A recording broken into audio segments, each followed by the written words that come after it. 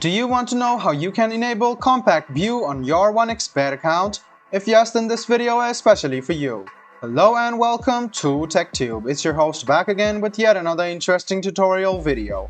In this video, I'm going to teach you how you can log in to your OneXpert account and change your compact view. So go ahead and open any browser on your PC and go to onexpert.com. The next thing you want to do is register yourself, or if you have an account, go ahead and click login and you can see this type of interface load up.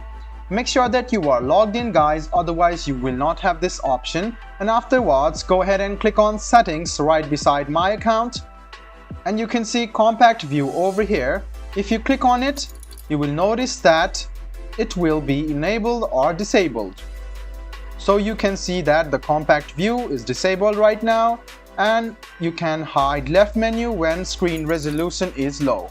So you can see that if the screen resolution is low, the compact view enables your browser to hide left menu when screen resolution is low. So go ahead and enable it and you will have a compact view enabled.